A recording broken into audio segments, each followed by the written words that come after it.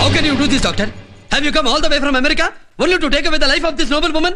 Do your medical ethics permit this? Mister Durga Prasad, ఆయన blame చేస్తావేంటి? ఇలాంటి కేసులకు వాళ్ళ దేశంలో మెర్సీ కిల్లింగే డాక్టర్స్ ఇచ్చే అడ్వైస్.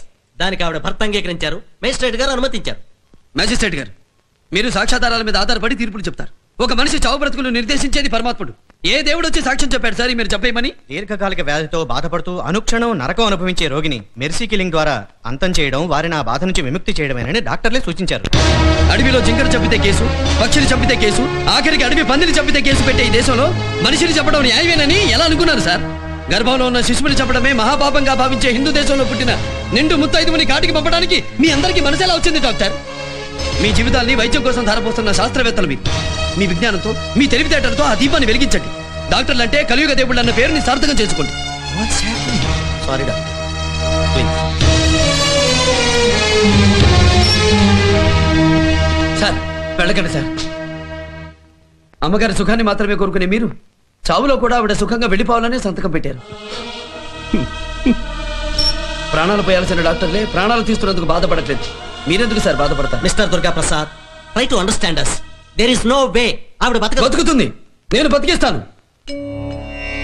అక్షరాలు నేర్చిన దగ్గర నుంచి నేను అమ్మవారి భక్తుడిని. నా తల్లి ఈ తల్లిని బతికిస్తుంది. నా పూజ ఈ అమ్మని పలికిస్తుంది. నా వ్రతం అమ్మగారి మౌన వ్రతాన్ని చేతిస్తుంది. ఈ రోజు నుంచి ఏ వైద్యమూ వద్దు. ప్రకృతి వైద్యమే శ్రీరామరక్ష, ఆత్మరక్ష, జగద్రక్ష.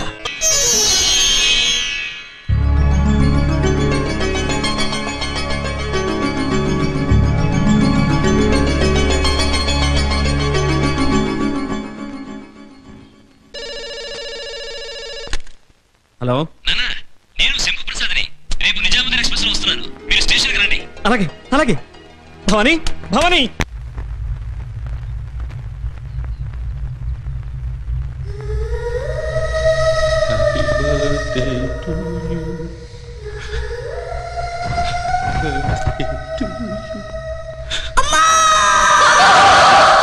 ఎన్ని పుట్టినరోజులు జరిగినా వాడి గెట్టినరోజు చెయ్యలేకపోతున్నాను. కనీసం వాణ్ణి చంపలేకపోయినా వాళ్ళిద్దరిని చంపి వాణ్ణి అనాథను చేస్తాను. శంభు ప్రసాద్ పేరు అర్చన చేయించండి. స్వామి, ఇన్నాళ్లకు మా కన్నబట్టిన కళ్ళారా చూడబోతున్నా. వాడిని నువ్వే రక్షించాలి.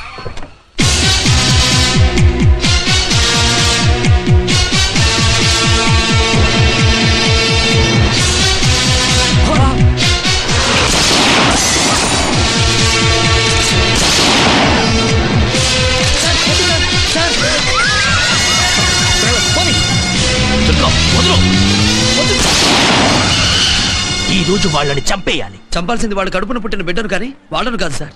వాళ్ళ కొడుకుని దాచేశారు. వాడు మనకి దొరకడు. వాడు ఎలా ఉంటాడో కూడా మనకు తెలియదు. వాడు ఎలా ఉంటాడో నాకు తెలుసు.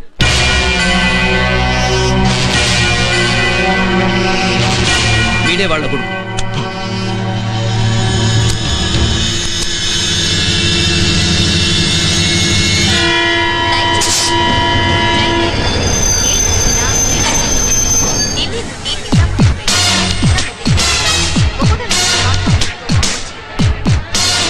అడుగు.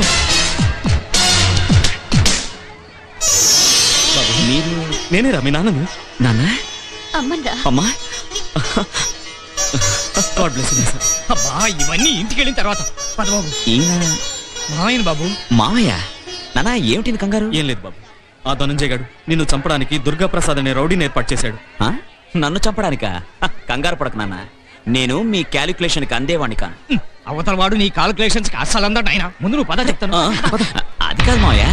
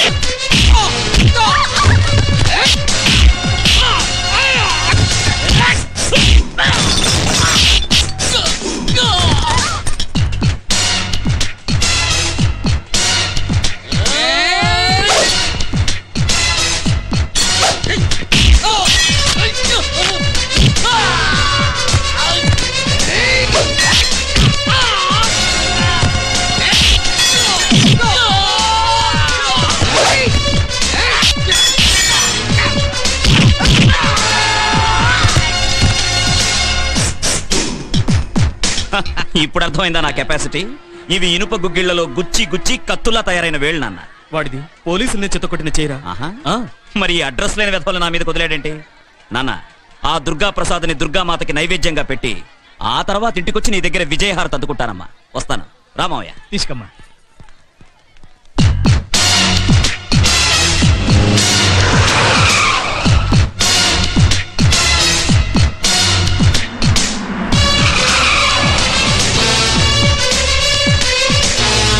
రాయ్ ధనుంజయరావు,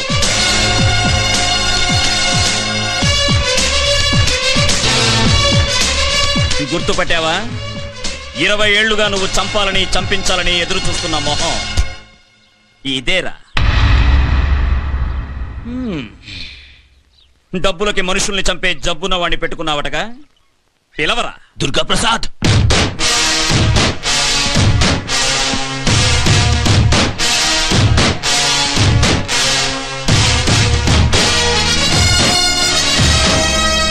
సో మా నాన్నని కలల్లోకొచ్చి భయపెడుతున్న రౌడీవి నువ్వేనన్నమాట. నేనేరా, నువ్వు చంపుతానని సవాల్ చేస్తున్న చంద్రశేఖరం కొడుకుని. ఆహా, మీ నాన్న కన్నవాడివా డబ్బుతో కొన్నవాడివా? హ! కొనడానికి అమ్ముడు పోవడానికి నేను నీలాగా కిరాయి వాణ్ణి కానరా. నీ ప్రాణాలు తీసుకెళ్ళడానికే వచ్చాను. ఈ జీవుడితో చాలా మంది జీవులకు అవసరం ఉంది, అంత తేలిక కాదు. కానీ నీ జీవంతో నాకు చాలా అవసరం ఉంది. హ, చిన్నవాడివి, ప్రాణాలతో చెలగాటం ఆడాలని చూడకు, చెయ్యి కాలుతుంది. ఏయ్! చూసావా నా పవరు? రేకే షేక్ అయిపోయింది. నువ్వు గుద్దితే జీపు రేకే వంగిందిరా, నేను గుద్దితే భూగోళమే కుంగుతుంది. ఆహా, అంత మొనగాడివా? చూడాలనుంది. ఏం చూస్తావు? మూతి మీద మీసం మొలిచి 3 ఏళ్లు దాటినట్టు లేదు, మాటలు మాత్రం కోటలు దాటుతున్నాయి. కానీ ఒక్కటి మాత్రం నిజం, నువ్వు నాకు కష్టం తగ్గించావు. అందరూ వయసు వచ్చాక ఉద్యోగం వెతుక్కుంటూ వస్తారు, నువ్వేంటి చావు వెతుక్కుంటూ వచ్చావు? ఏయ్! చావు ఇచ్చుకోవడానికి కాదు, పుచ్చుకోవడానికి వచ్చా. ఆఖరి ఛాన్స్ ఇస్తున్నా. నువ్వు వాడు వచ్చి మా నాన్న కాళ్ళ మీద తలపెట్టి తప్పైందని ప్రాణభిక్ష వేడుకోండి, వదిలేస్తా. నువ్వేంట్రా వదిలేది? అరచెయ్యి తెరిచి చరిస్తే ఆకాశంలో పగలే చుక్కలు కనిపిస్తాయి. చేత్తో చంపడానికి నీ చెయ్యమైన పంజానా, లేక నువ్వేదైనా సీమకి సింహానివా? ఎస్, కాకతీయుల కత్తులు కథం తొక్కిన ఓరు గంటిని కంటితో చూసినప్పుడు నేను తెలంగాణ సీమ సింహాన్ని. బాలచంద్రుడు పేగులు మూటగట్టి పోరాడిన గడ్డ మీద గడుగు పెట్టినప్పుడు నేను పల్నాటి సీమ సింహాన్ని. బొబ్బిలి పులి తాండ్ర పాపారాయుడిని ఉద్వేగంతో తలుచుకున్నప్పుడు నేను బొబ్బిలి సీమ సింహాన్ని. నాటు బాంబుల వేట కొడవళ్ల హింసావాదుల్ని కన్నెర్ర చేసి చూసినప్పుడు నేను రాయల సీమ సింహాన్ని. టోటల్గా తెలుగు సీమ సింహాన్ని రా. కంగుతున్నావా? అష్ట కష్టాలు పడి చచ్చకంటే ఒక్క తుపాకీ గుండుతో నాకు మోక్షం కలిగించు అని నువ్వు నా కాళ్ళ మీద పడువు. కనికరించి కన్ను మూసి తెరిచేలోగా సుఖమైన చావునిస్తా.